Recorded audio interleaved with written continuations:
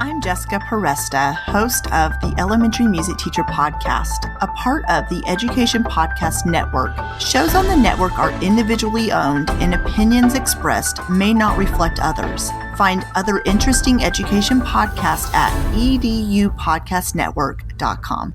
Hey, welcome back. Steve here, and today I'm talking with Irmgarde Brown, and she's written a wonderful book called Sister Jane. Kirkus recognized Sister Jane as a best book of 2021, and this July, the book will appear on Kirkus's list of top books to read. Awesome conversation. What a wonderful read. Thanks for listening. And then, by the way, it'd be so cool if you went to my website, stephenmiletto.com/reviews, and left a review. Could you do that for me? You're awesome. Enjoy the show.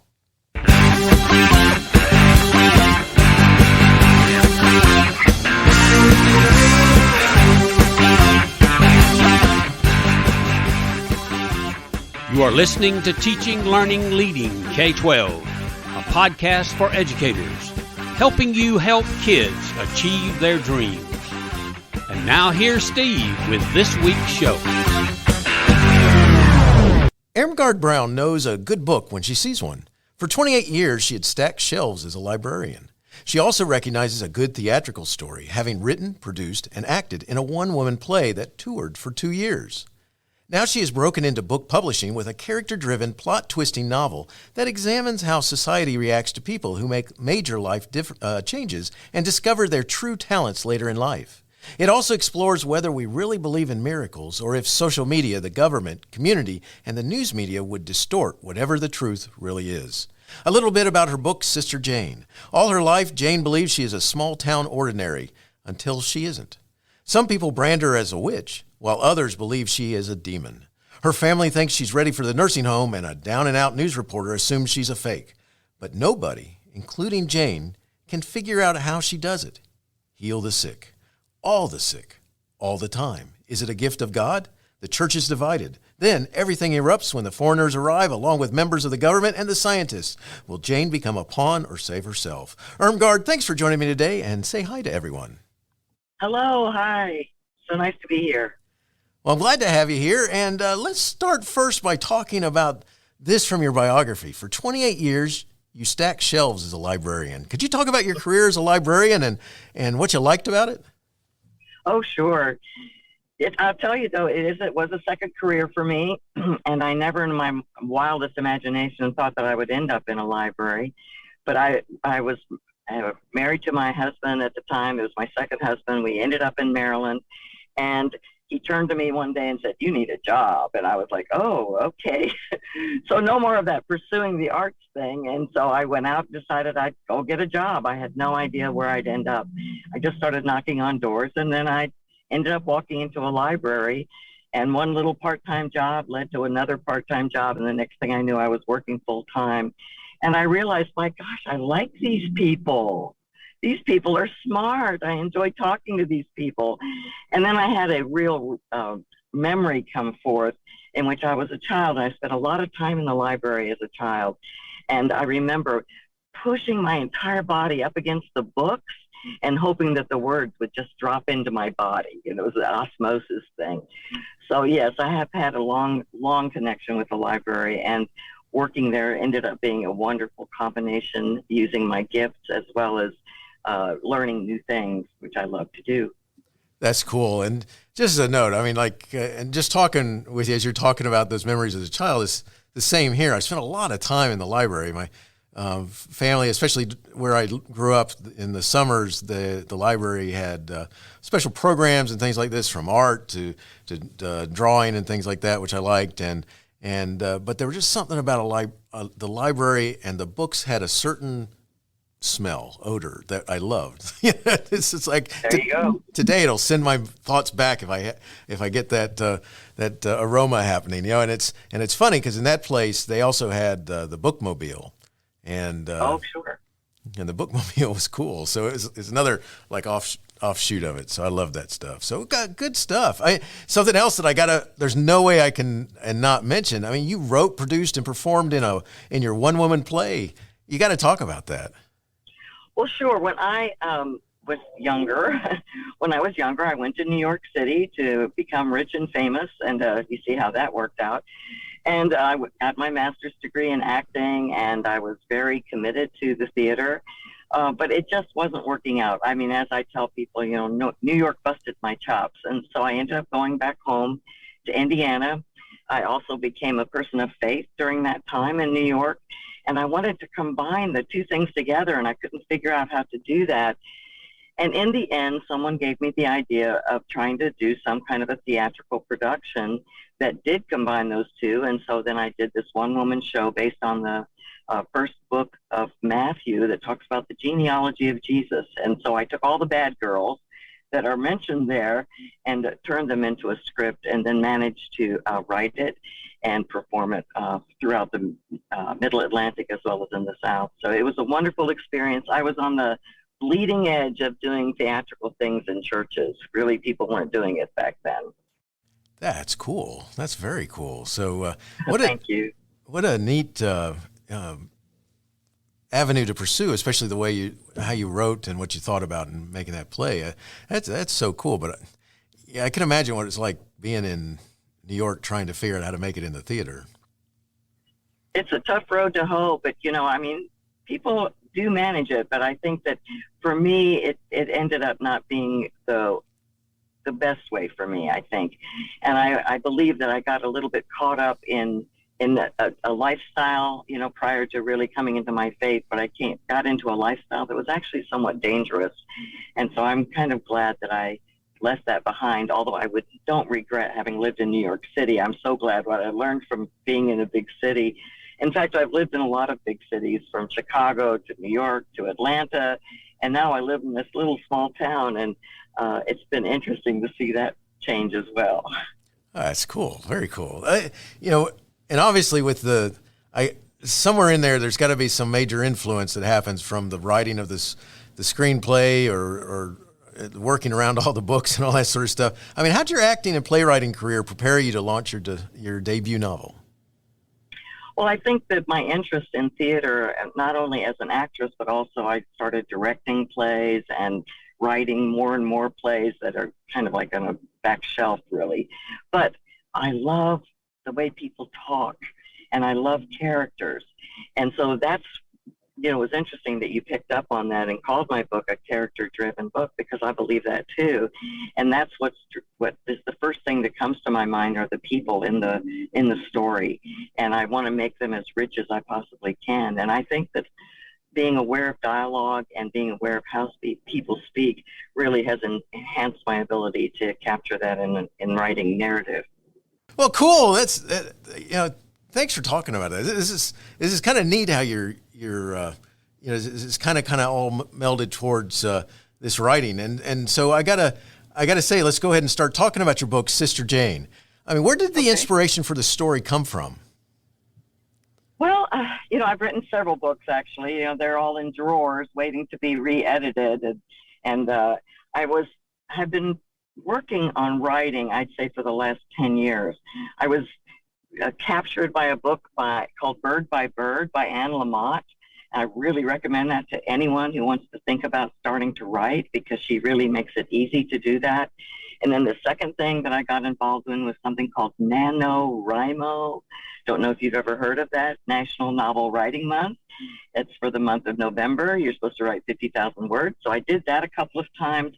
All these were learning experiences, and it was really, really good. But I thought I was finally ready to really, really focus on a book that I wanted to try to get all the way to publish. And so when I put this out to the universe, as they say, to the muse, to God, however you want to say it, what I asked for was that I could have a character that would be a character of faith, but that the book itself would not beat people over the head. I don't like that when you have this premise, that it's going to come out with, and Jesus is wonderful and boom, boom, boom. Let's make sure everybody believes like that. That's not what I wanted. I wanted it to be a real experience and to be just incorporated into the story. And then I got this idea of what if the things that we say that we believe in, especially as Christians, we say we believe in miracles, we say we believe in doing this or doing that, but what if it really, really happened? And what would the reactions be? Because in the end, sure, the main character has her response to this gift that was given to her. But what's really interesting to me as well is, what about the people around her? How do they react? And what does that say about our culture and our society in terms of how we respond to the unexpected? That's awesome. And it's very poignant. I just to, how people would react, how people, if just simply in believing. I mean, whether they would want to believe or not, or would attack the thought that it's real. And I'm going to get into that in a minute, because that's a huge part. One of the things I got to ask you this: who are you writing for? I mean, who do you envision as your audience? Well, they do say that's important, as you start writing your book. And I have to admit that when I first started, I pretty much thought I was writing to people like me. So second half of life folks, probably predominantly women, and that's who I thought my audience would be. What is interesting to me is that is not really the only audience that I've been hitting. And I was so shocked, but thank you very much. You're a guy. And I was starting to get more and more. I had a lot of guys who were reading the book. And I finally asked one of them, I said, what is the draw? I'm so surprised you're drawn to the book, And that particular man said to me, oh, but I know these people. And so once again, the idea of the characters being familiar somehow are the things that resonate, and that there was just enough of a thriller aspect by the end of the book to keep people reading. And so I started out one way and then realized that it really does cross over into other areas. But I did start that way, saying I was writing for women, especially women in the second half of life. I think a lot of women my age, of a certain age, become invisible. And, and I don't want that. I don't like that. I don't think we should be invisible. I think that we have so much to give and so much to communicate and to share with people younger than us. I love the concept of a wise woman. That I could ever be called a wise woman, that would mean a lot to me. That I would be able to impart something that I've learned in my life. That is awesome. It really is. And, it's, and you've said so much in just a little bit where you're talking about, because that's kind of where the thought of, who are you writing for, and, having that in mind and all that. And then a big part about, as our ages, some of the world will pass you by and not even think about it. And I think that this is powerful. It is cool. Thanks for sharing that. Thank you. One of the things that as we get into the book, Sister Jane explores what happens if one suddenly discovers they have a gift. And I was wondering if you would explain what your character chooses to do with that gift. Sure. So first of all, what I think is also important to mention is that when this thing happens to Jane, she is totally what I would call unworthy. There's absolutely nothing that she has done to earn this opportunity. She didn't look for it. She's basically, a cat gets hit by a car and she's, oh no, and runs to the cat. This is just a normal human reaction to something sad.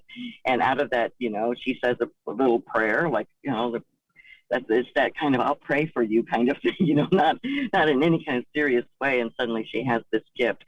And I think the first thing is that she doesn't believe it's real either. Her own response is that this can't be happening to me. I'm nobody. This can't be happening to me. And so she begins to test these things, to test out this, is it really real? And in the midst of that, she herself still has the voices in her head of people who have somewhat dominated her throughout her life. She's been in a long-term marriage in which the husband was very dominant. And so his voice is still with her, and when she's thinking about, is this possible it's happening? And that voice is saying, don't be ridiculous. A lot of that goes through, and I think that does go through our heads when we have experiences or we have opportunities to do something bigger than ourselves. There's going to be that old voice, whether it's a parent or a grandparent or a teacher or someone who is a negative influence on our on our making those decisions, doing something outside of the box.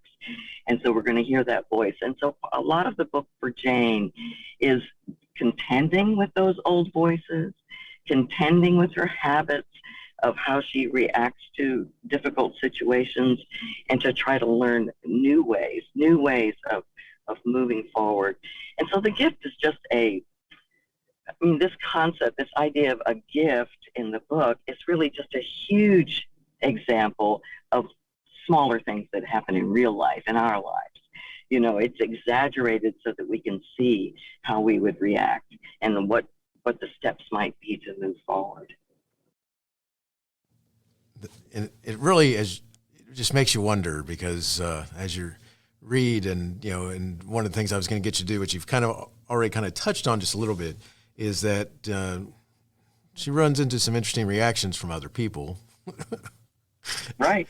And I was just wondering if you would comment a little bit more about how people treat her with this gift. Sure.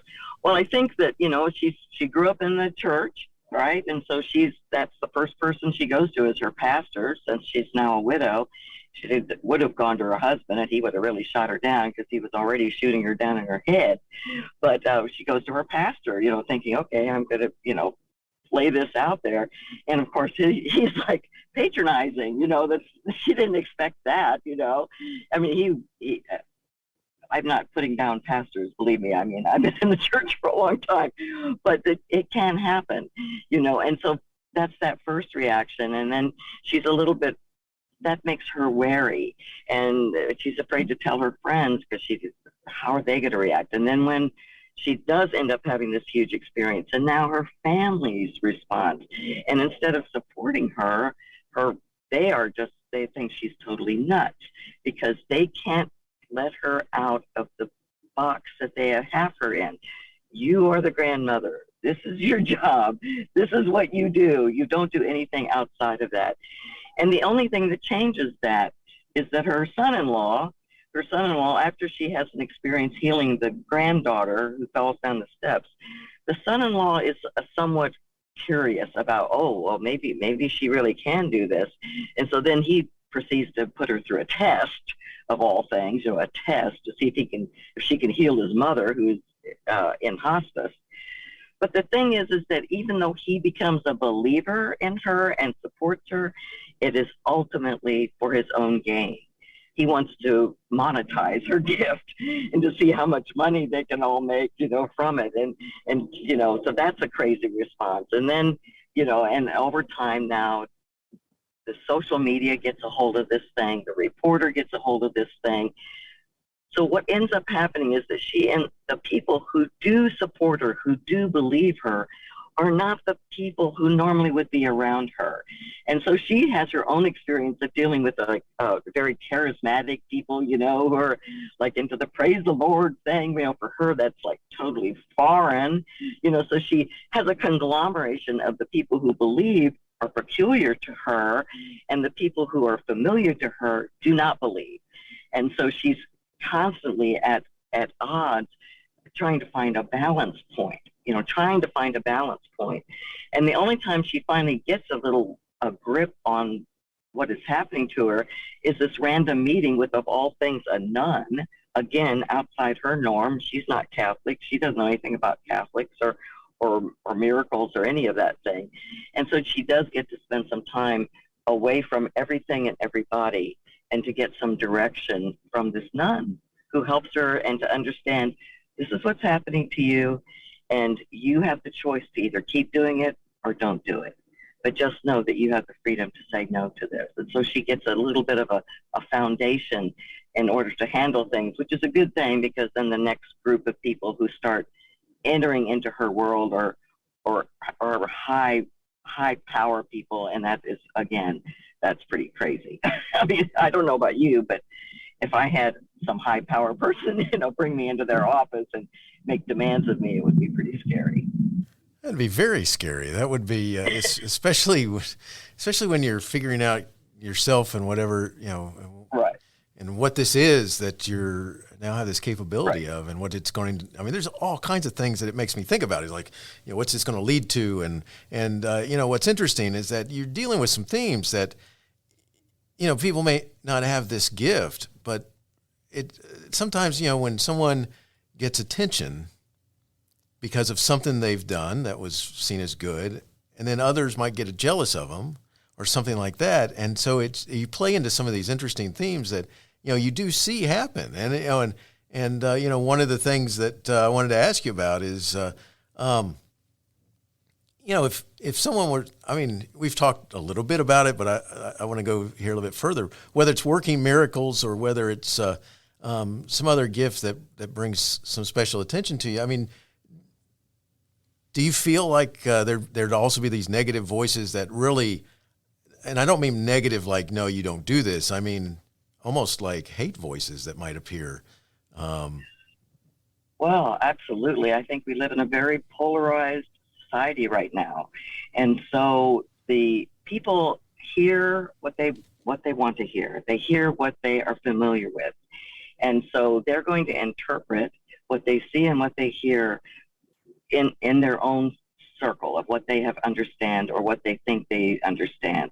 And so I think that if it's outside the norm, then the response can be very, very negative.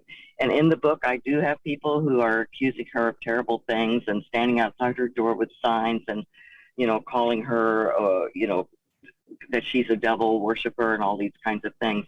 And I think that anything that we do that is outside the norm, we have to be solid somewhere. We have to have some kind of a grounding so that when these voices or these attacks or whatever comes to you that is so negative, it's important that we ourselves who are having the experience or who are making that choice are grounded so that we can handle more easily the attacks. That is not to say that it's not going to affect us emotionally, because I think it will. But I think it's important, like I say, to have a grounding. And then the other thing is to have, one or two people who you can trust, so that you're not alone. Friends and faithful people who take you just as you are, who believe in you, are really, really important in whatever it is you're doing.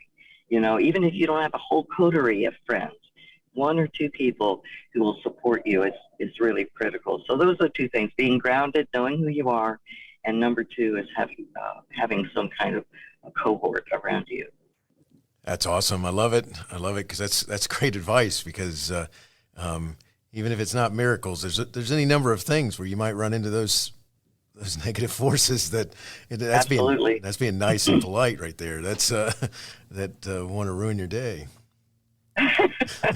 Well, anytime you speak any kind of truth to power, or you, and like I say, we're in a polarized society. And now it seems that when you disagree with someone, it seems to open a door to very harsh criticism, harsh words in a way that we haven't had in the past. So it's important to know where you stand, but to, respond to those things in as loving a way as possible. Love it. Awesome advice. Irmgarde, I got to ask you this. This is so cool. Speaking of great things. Okay. Kirkus named Sister Jane in December 2021 as a best of books for 2021. Could you talk about how that felt for you? Oh my gosh, it was outstanding. It was a wonderful feeling. And, I'm still, I'm a first-time author. This is my first book. And I did have a publisher. I had a small publisher, but I don't have an agent at this point. I'd love to have one if you know somebody. But I mean, so I'm really doing this myself and having to do a lot of the marketing myself. And to have a publication like Kirkus, which from the librarian standpoint, that's like super duper important. But it also opened up some doors for me, because being a librarian, or now a retired librarian, I really wanted my book in libraries, and that Kirkus review was fantastic for me and opened up a lot of doors. And it made some other possibilities come up. Sister Jane's now an audio book, by the way, that just came out about 3 weeks ago. So that's been really great. And it's given me the momentum to do a companion book to Sister Jane, a little novella that overlaps Sister Jane. So, all things, it just opened doors. And Kirkus has just also announced and contacted me. They're also going to be designating my Sister Jane in June of this year as a book that needs to be discovered. So I'm going to be in a list of 30 books that they are saying need to be discovered. So there's another opportunity from Kirkus. So I am so grateful and excited about what will happen next. That's so cool. Congratulations on that. Thank you. Things are moving. That is awesome. And I can imagine the types of doors that it's opening. So, well, it just tells everyone they need to read Sister Jane. So good stuff. Well, congratulations on that. And I got to ask you, because I know about the companion guide, and I think I thought I read in something you wrote in a blog or something like this that you're working on another book besides the companion guide. So you want to? Yes. So the companion is out. That was something I self-published because I wanted to do it quickly. I actually wanted it to come out in March for Lent because it's called Sister Jane's Lenten Journal. So it was a little bit of a marketing ploy that I have to confess. I have been working, and now it's supposed to come out this year. Two things are going to come out this year at the end of the year. One is a memoir that I co-authored with my friends from Zambia, who have a children's village where they have served for 14 years, and it's called Evidence Now Seen. That's a nonfiction book. And then I'm also working on what I call my Russian book. It is about 3 orphans who are separated by the Russian social system in the year 2000 and how they struggle to try to find each other again. That came out of my own adoption experiences with my 3 children. Excellent. Well, good luck with that, and I look forward to you. You need to let me know when it comes out so we can talk some more. So, all right, that's a deal. I like that idea. That'd be awesome. So, I got to ask you this, because something that I found out is that, as we're getting ready to close, you have to explain why you recently decided to jump out of a plane to celebrate your 70th birthday. So, please talk about that. Well, I want you to know that my family members and my friends, that cohort of people who I said are so important to me, were like, "Are you out of your mind?" So, I mean, the ongoing joke was, "You want to jump out of a perfectly good plane?" So, but I wanted to challenge myself with something that I'm afraid of. I'm afraid of heights, and I wanted to kind of give myself a little point in time where I could say anything that happens after this cannot be any worse than jumping out of a plane. And so it was a little bit of there's a word that I can't think of it right now, but it's a point in time that I could tackle and say, okay, you did that. And it was, in the end, amazingly enough, not that scary. I couldn't believe it. And it was a tandem jump. So I was with a very hunky Australian young man. And so that was fun. And he was very kind to me. And it was a very spiritual experience, actually. And so I think that was a lot of it, though, was to be able to say, my life's not over yet. 70 is nothing. I am moving forward. I've got lots of things to do, not just write, but to experience life, to travel, to be with people, all of those things. And so it really gave me a little jump start for the second half of my life, or the last quarter. I don't know. That is too cool. That is awesome. I can imagine just. You should try it. Do it. Go for it. It's funny. I've been in planes. I used to be an officer in the Army, and I've been in planes where they're going out the back door, and I'm going actually from one place to another, but I'm watching them go, and it's like. Yeah, I like my plane. I like being sitting in my plane. Yes, exactly. Right. But that's so cool. I'll keep that in mind, because I've been at the point where I had others going, "Come on, you can go with us." I said, "Yeah, I'm supposed to be on a runway in a little bit." So, but what a neat thing! Congrats on that too. It's a big thrill, and I was mostly with college age kids, of course. There was nobody else as old as me in the plane, and they just were so enthusiastic for me and with me, and so we all had this big party afterwards, and we're all hugging. I mean, the dopamine rush was really worth it. That's awesome. So I got to ask you a question because you kind of touched on this a little bit throughout the whole time. I mean, obviously, Okay. you kind of have some advice for older women who are seeking to discover, who they are and maybe making some changes. Can you share some of that just as a specific? Sure. Well, I think that, again, that idea of being in a box and thinking this is, all you can do. And I think it's so important to just try a few things, easy peasy, go somewhere with somebody, do something that's a little bit outside the realm of what you normally do. Take time to enjoy what is, spend a little bit more time in nature and appreciate the things that we do have. Maybe keep a gratitude journal, and start to review the things that are a wonderful thing, so that when the next thing comes, it's not so scary, because we're already saying, oh, these are good things that are happening in my life.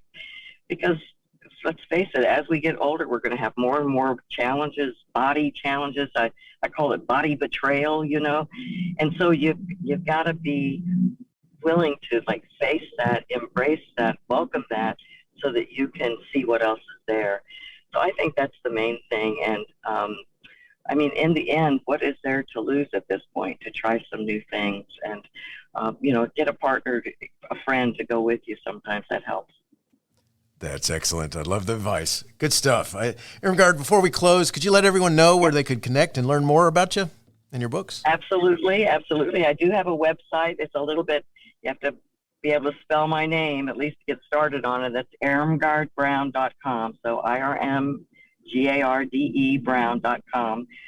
I'm pretty sure that if you hit Sister Jane, be careful, because Rita Mae Brown has books that have a character named Sister Jane. So I'm going, no, I'm not Rita Mae Brown. But anyway, I do have a website. You can buy the books from the website, but of course I'm on Amazon and all those online outlets.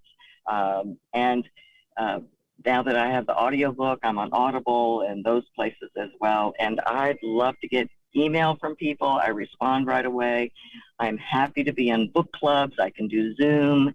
All those things are a way to contact me and to engage with me. So I'd love to come and visit people around the country. That is excellent. And I will have that information in the show notes so they can easily use that to connect back out to your website and connect with you. So good stuff. Perfect. I got two more questions for you that have nothing to do with your book or what we've been talking about. And the first one goes like this. If you have so much going on that you become overwhelmed, how do you overcome the desire to quit?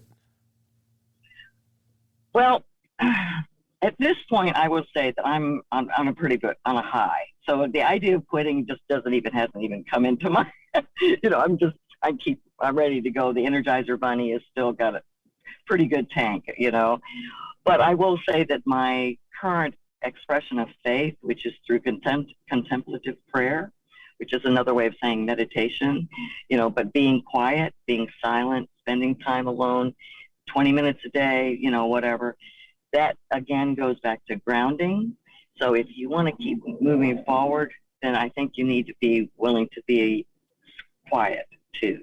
And so I would say that that's probably the best thing to do, is to spend that time in quiet. And, if you're not sure about that, there's plenty of stuff out there, plenty of little apps that'll help you do, 3 minutes of silence, 5 minutes, 6 minutes, you build yourself up. But those times of silence are really essential to being able to keep going, to keep going. And, that's my little 2 bits on that one. Thank you so much. That's cool. I appreciate you sharing that, because a lot of people need some thoughts about how to kick themselves back in the right direction in the game. Right. So I love it. Yep. Last question. Do you have a teacher in your past who made a difference in your life? If so, who was it? And what would you say if given the chance to say thank you? Well, I saw that question that you were going to ask me, and I'm so glad I had a couple of minutes to think about it. But there was one teacher that, boom, just jumped into my mind. So I'm figuring that's the one. When I was in high school, I had a drama teacher, all right? So Mr. Hirsch, thank you so much. And he was the one who really encouraged me to get up on the stage. And it was under his direction that I was able to be in of all things, you're going to see the irony of this. I was in the play, The Miracle Worker. All right, I got to play Annie Sullivan, Nice. Who also is a teacher, and that was like, I mean, I still have a deep response to that experience. And I also think that I love to learn, and so that experience of being in the play, going on to be in theater, but also this idea of teaching and learning also came from him, and to believe in myself and to know that I can embrace feelings and to express them through theater and through other avenues, which now in the end has come up through writing. Thank you so much. That's so cool. It's neat to hear about people who've had an impact on us. Irmgarde, it was awesome talking with you. Thanks for sharing your book, Sister Jane. Just people got to find it. I mean, Kirkus has made it one you got to find, as well as one of their best books of 2021, which is awesome. And looking forward to your next book coming out. Wishing you the best in all you do. Thank you so much. I really appreciate your time. Teaching Learning Leading K12 is excited to be a member of Voice Ed Radio. Voice Ed Radio, your voice is right here. Teaching Learning Leading K12 is a proud member of the Education Podcast Network. Podcasts for educators, podcasts by educators.